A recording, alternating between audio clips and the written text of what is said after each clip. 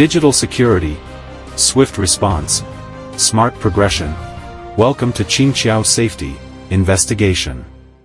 According to Xinhua news agency, the German Bundestag recently approved a partial legalization bill for cannabis. The new legislation allows adults to possess up to 25 grams of cannabis in public for personal use and permits each adult to store up to 50 grams of cannabis and cultivate 3 cannabis plants at home, effective April 1. Additionally, starting from July 1, individuals can obtain cannabis through government-approved cannabis clubs, albeit with certain restrictions. The bill still prohibits minors from using cannabis.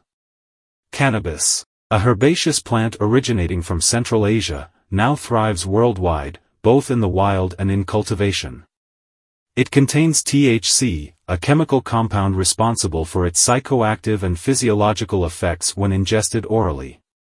However, excessive consumption, particularly through smoking, may result in short-term effects such as memory impairment, dry mouth, reduced motor function, red eyes, paranoia, and anxiety.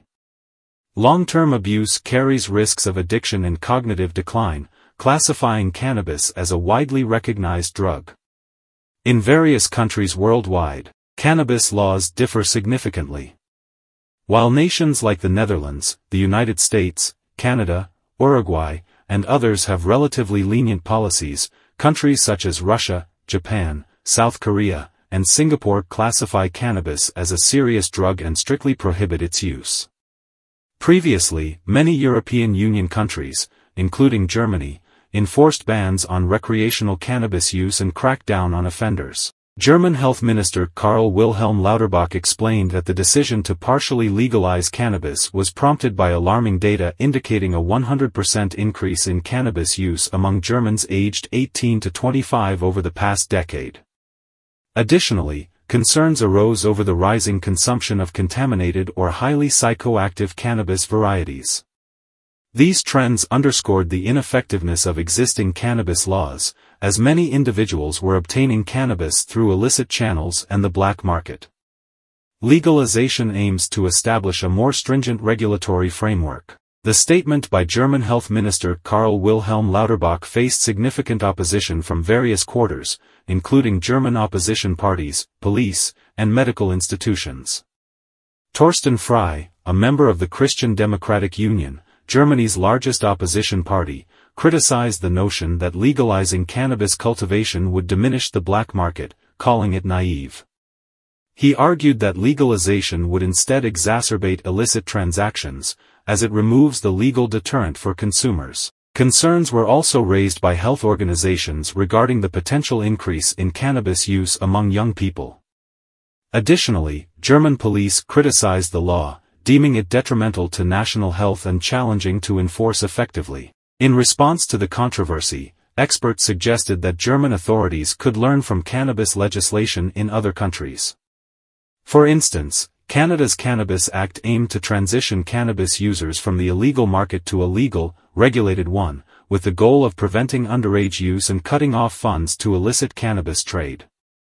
However, over 5 years since its implementation, Canada still struggles to eliminate the illegal market, despite having over 3,000 legal cannabis stores.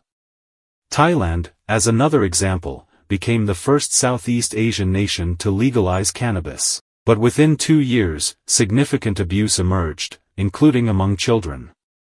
Consequently, Thailand plans to tighten regulations and prohibit recreational cannabis use with a new bill slated for this year. In response to Germany's partial legalization of cannabis, the United Nations Office on Drugs and Crime issued a warning.